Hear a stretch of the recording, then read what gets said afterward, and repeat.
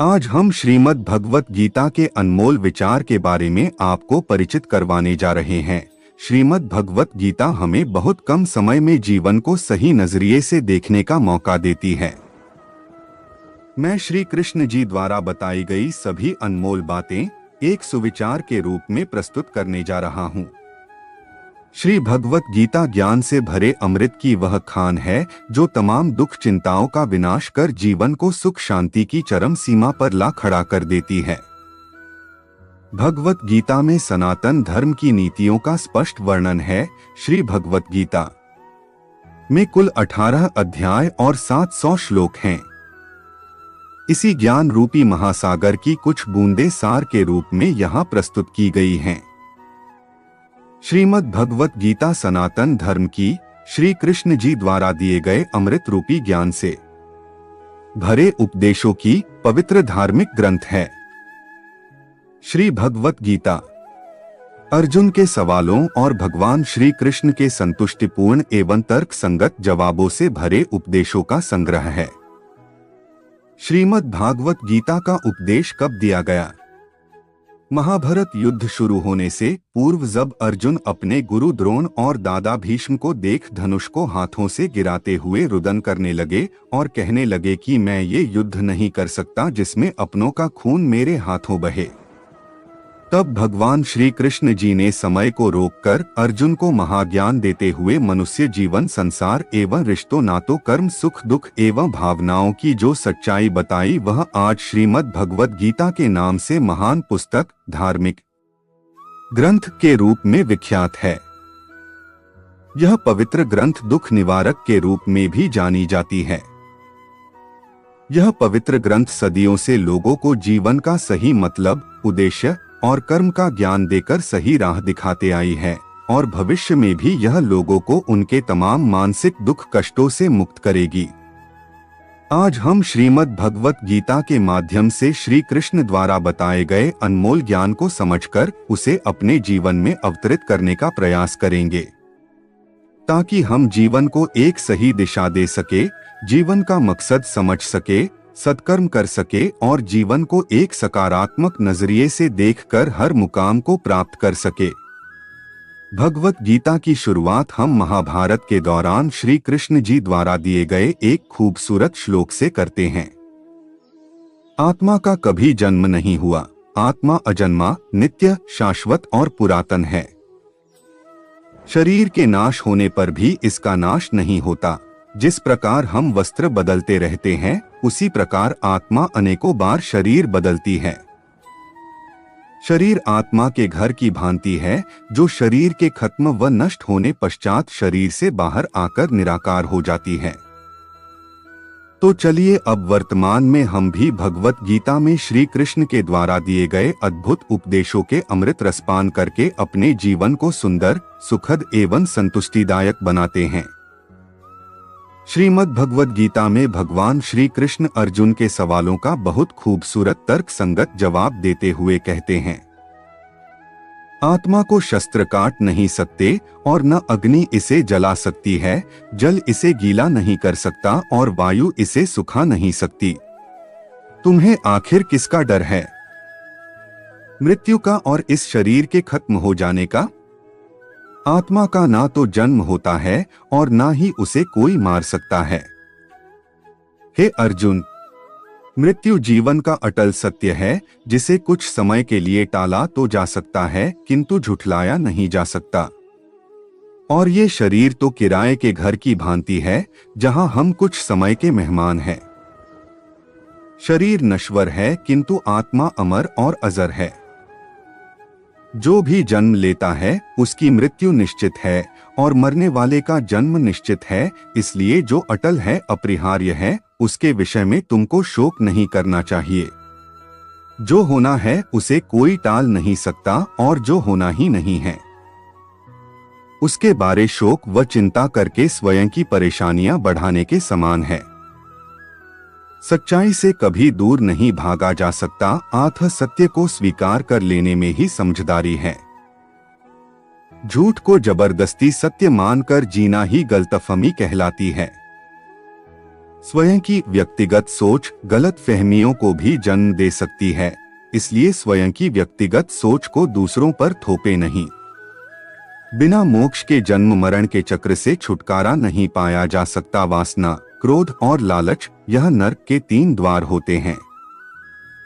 मनुष्य का सबसे बड़ा और सबसे पहला शत्रु या मित्र उसका मन ही होता है।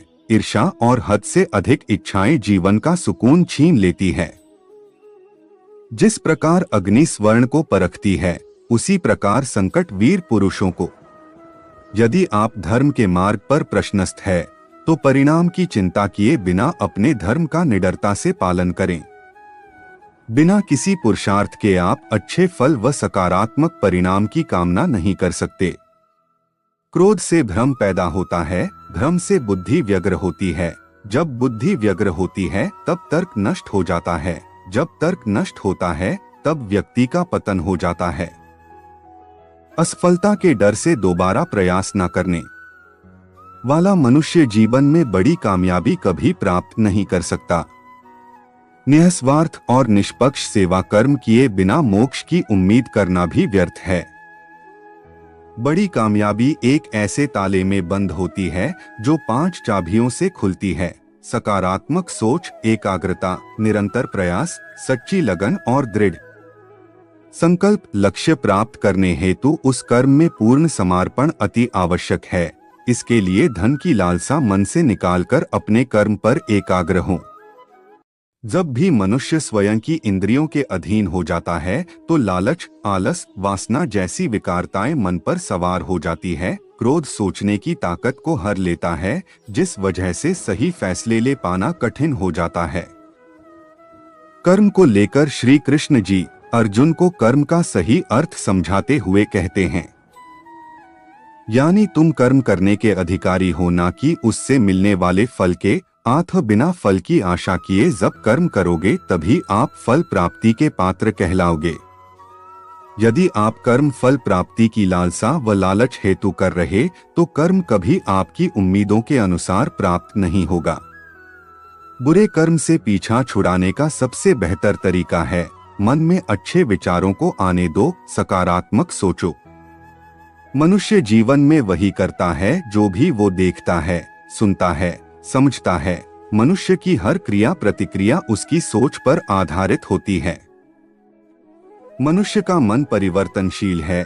हमारे सोचने का तरीका और आदतें वैसी ही बनेंगी जिस तरह के लोग और माहौल में हम अधिक समय बिता रहे होंगे।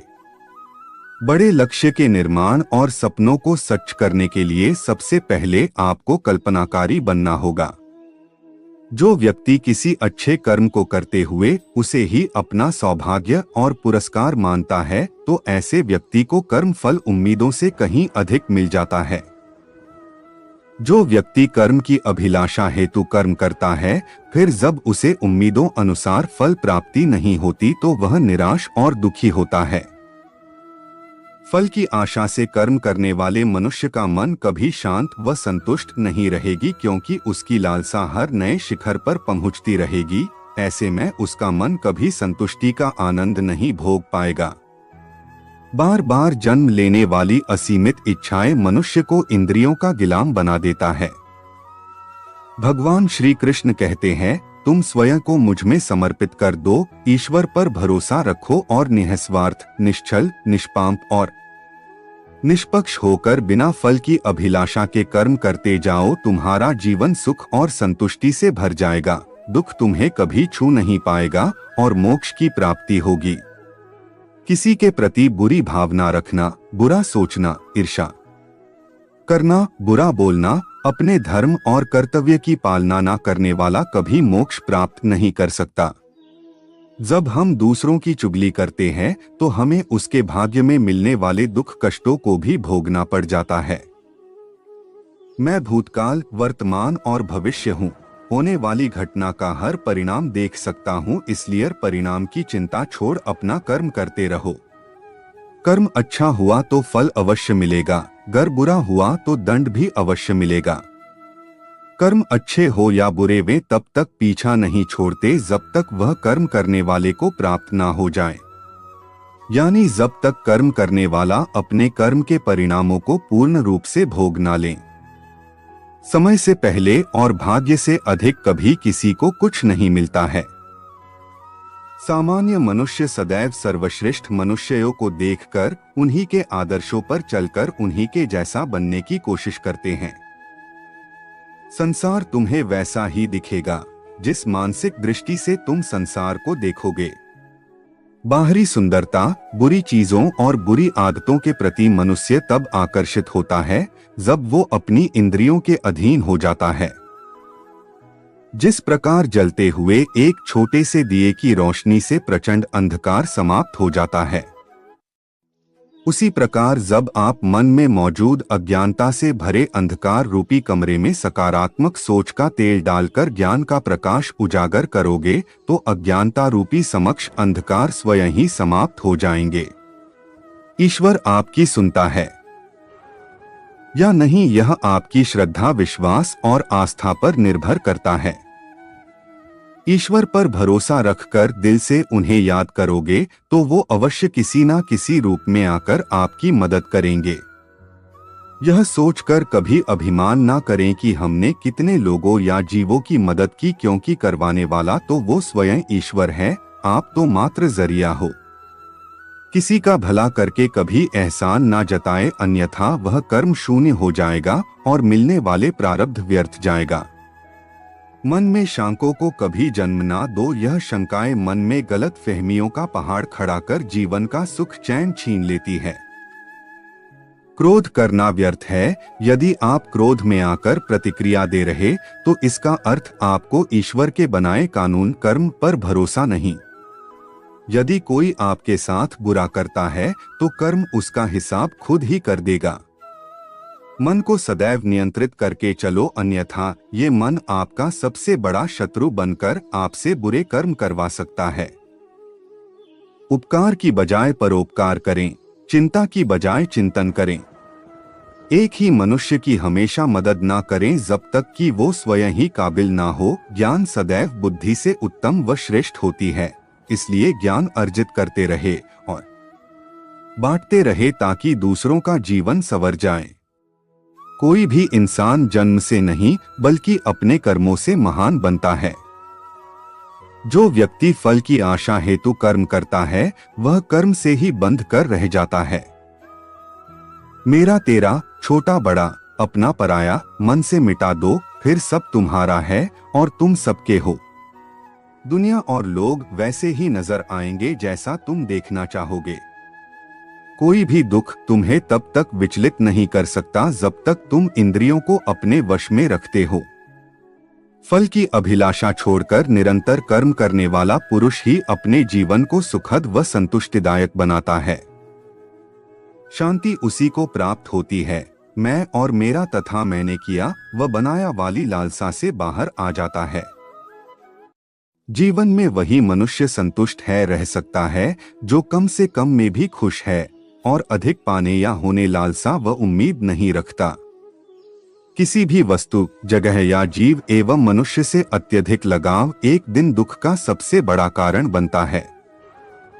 लोगों की बातों की पर जितना ध्यान दोगे उतना ही आपका खुद पर से विश्वास कम होता जाएगा। खुद पर विश्वास कर खुद कर के दम पर आगे बढ़े और स्वयं ही अपना मार्ग प्रशस्त करें। अध्यात्म से जुड़ो, एक अध्यात्म ज्ञान ही जीवन को सुकून की तरफ ले जा सकता है। बुरे अतीत को याद करके दुखी होने से अच्छा है उससे सीख लो और अपने वर्तमान को सुधार कर एक बेहतर भविष्य का निर्माण करो। जीवन में किसी भी पल कुछ भी हो सकता है, जीवन सीमित है, समय व्यर्थ मत करो। जितना अधिक पुरुषार्थ करोगे स्वर्ग का मार्ग उतना ही सरल होगा। किस बात को लेकर परेशान हो? कर्म करो और ईश्वर पर भरोसा रखो। क्या होगा क्या नहीं यह ईश्वर पर छोड़ दो। स्वयं को ईश्वर के चरणों में सौंप दो। नित्य अच्छे कर्म करो, लोगों का भला करो, सही राह दिखाओ। जो हुआ वह अच्छा हुआ, जो हो रहा है वह अच्छा हो रहा है, जो होगा वो भी अच्छा ही होगा। एक ज्ञानवान व्यक्ति कभी भी कामुक सुख में आनंद नहीं लेता। ज्ञानी बनो, रावण बुद्धिमान अवश्य था किंतु ज्ञानी नहीं। उसकी अज्ञानता ने उसे क्रोधी, कामुक और अहंकारी बना दिया, जो उसकी मृत्यु का बड़ा कारण बना। वेद पुराण पढ़ने का कोई लाभ नहीं जब तक उसमें कही बातों को अपने जीवन में अवतरित ना करो, उनकी पालना ना करो। वो ज्ञान व्यर्थ है जो सिर्फ तुम तक सीमित है। उस ज्ञान का कोई लाभ नहीं जिससे समाज एवं जगत का कल्याण ना किया जा सके। मैं सभी प्राणियों को एक समान रूप से देखता हूँ। मेरे लिए ना कोई कम प्रिय है ना ही अधिक। मनुष्य के कर्म ही मनुष्य को ईश्वर के नजदीक लाता है या ईश्वर से दूर करता है। तुम क्यों व्यर्थ में चिंता करते हो? तुम क्यों भयभीत होते हो? कौन तुम्हें मार सकता है?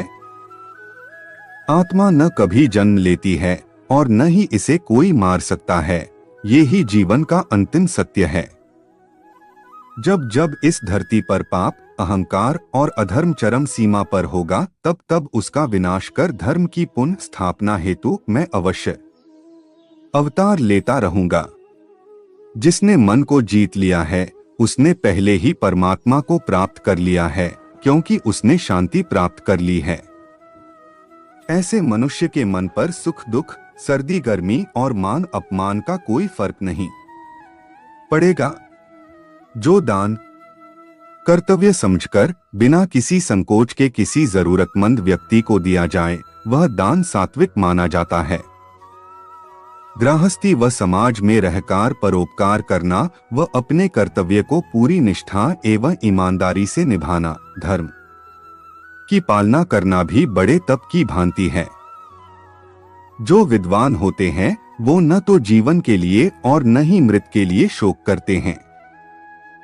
हे अर्जुन, जो जीवन के मूल्य को जानता हो वही मनुष्य अपने जीवन का मूल्य निर्धारित कर जीवन को एक बड़ा लक्ष्य प्रदान कर पाता है। मनुष्य जीवन बहुत दुर्लभ है, इसे व्यर्थ ना जाने दो। जीवन में ऐसे कर्म करो जो आने वाली मानव जाति के लिए प्रेरणा स्रोत बन सके। जीवन ना तो भविष्य में है ना अतीत में, जीवन तो इस क्षण में है। वर्तमान को प्रसन्न मन से जियो। स्वयं के लिए सर्वश्रेष्ठ बने। आपका मूल्य समझकर दुनिया एक दिन आपका सम्मान करेगी। खुद को जीवन के योग्य बनाना ही सफलता और सुख का एकमात्र मार्ग है। हे अर्जुन, तुम्हारे तथा मेरे अनेक जन्म हो चुके हैं। मुझे तो वो सब जन्म याद है, लेकिन तुम्हें नहीं। ईश्वर आपके जीवन को सुधारने संवारने हेतु अनेकों कर्म करने के मौके देता है, किंतु मनुष्य अपनी इंद्रियों के अधीन रहकर उन मौकों का सही लाभ नहीं उठा पाता। बुरे कर्म के बाद जिंदगी भर कितने भी अच्छे कर्म कर लो, किंतु बुरे कर्मों का फल अवश्य मिलकर रहेगा। अच्छे कर्म करने के मौके कभी ना छोड़ो। कर्म करो, फल की चिंता मत करो। फल की लालसा छोड़कर कर्म करने वाला पुरुष ही अपने जीवन को सफल बना पाता है। जो पुरुष न तो कर्मफल की इच्छा करता है और न कर्मफलों से घृणा करता है, वह सन्यासी जाना जाता है। हे अर्जुन, एक सच्चा योगी अपने कर्म फल की इच्छा किए बिना कर्म को धर्म समझकर पूरी निष्ठा से करता है। जीवन में किसी भी मुकाम को प्राप्त किया जा सकता है जब मनुष्य अपने मन पर नियंत्रण और खुद पर विश्वास रख आगे बढ़े। मेरा तेरा, छोटा बड़ा, अपना पराया मन से मिटा दो, फिर सब तुम्हारा है और तुम सबके हो। जो हुआ वह अच्छा हुआ, जो हो रहा है वह अच्छा हो रहा है, जो होगा वो भी अच्छा ही होगा। निर्बलता अवश्य ईश्वर देता है, किंतु मर्यादा मनुष्य का मन ही निर्मित करता है। डर धारण करने से भविष्य के दुख का निवारण नहीं होता है। डर से चिंताएं बढ़ती है जो मन का सुख चैन छीन लेती है। किसका डर है तुम्हें? कौन तुम्हें मार सकता है? तुम शरीर नहीं हो, शरीर तुम्हारा मात्र एक साधन है अपने कर्मों को सिद्ध करने का। तुम एक आत्मा हो जो कि अजर अमर है। तुम युगों से अनेकों शरीर धारण करते आए हो, अब मानव शरीर तुम्हें प्राप्त हुआ। अपने कर्मों को सिद्ध करो। जीवन का मात्र उद्देश्य परोपकार करना, जरूरतमंद की निस्वार्थ मदद करना है। जो व्यक्ति निरंतर और अविचलित भाव से भगवान के रूप में मेरा स्मरण करता है, वह मुझको अवश्य ही पा लेता है। कोई व्यक्ति मेरे अस्तित्व को नकारे, उससे मुझे कोई फर्क नहीं, बस वो मनुष्य दिल का साफ कर्म का नेक ईमानदार भला मनुष्य होना चाहिए। निस्वार्थ भाव से किसी की मदद करना, सेवा समझकर दान पुण्य करना, निष्पक्ष होकर निर्णय करना, कर्म करना, यह तमाम कर्म मेरी भक्ति करने समान ही है। ऐसे मनुष्य मुझे अति प्रिय है। मैं श्रद्धा भाव का भूखा हूँ। अगर कोई प्रेम और भक्ति के साथ मुझे पत्र, फूल, फल या जल प्रदान करता है तो मैं उसे स्वीकार कर सकता हूँ। हे अर्जुन, क्रोध से भ्रम पैदा होता है, भ्रम से बुद्धि गलत सही का निर्णय लेने में विफल रहती है। ऐसे में क्रोधी मन तर्क को नष्ट कर भ्रम पैदा करता है, जिस आधार पर कोई भी प्रतिक्रिया पछतावे का कारण बनता है। प्रत्येक बुद्धिमान व्यक्ति को क्रोध और लोभ त्याग देना चाहिए, क्योंकि इससे आत्मा का पतन होता है। मनुष्य योनि का मिलना बहुत दुर्लभ है। पापी मनुष्य को पशु जानवर की योनि में ही जन्म लेकर अपने पापों को भोगना पड़ता है। भले निष्पाप मनुष्य पुनः मनुष्य योनि में जन्म लेते हैं और अपने कर्मों को सिद्ध कर समाज और संसार को एक नई दिशा देते हैं। मैं के कर्म का बाधक नहीं बनता।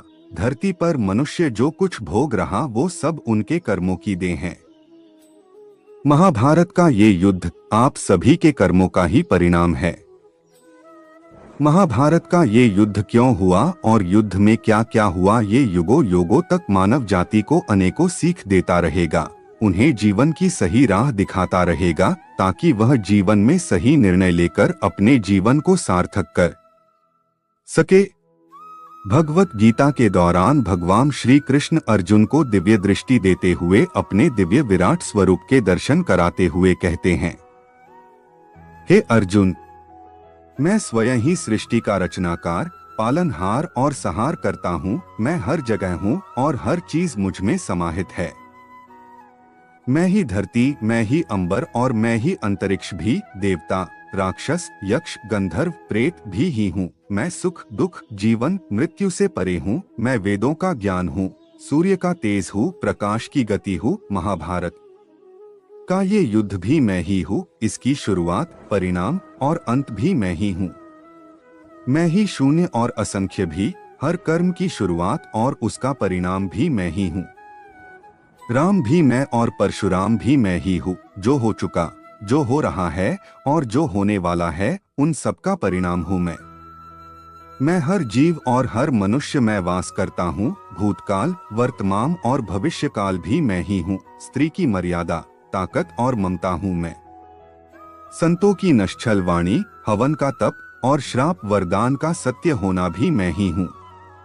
अग्नि वायु सब मुझ में समाहित है।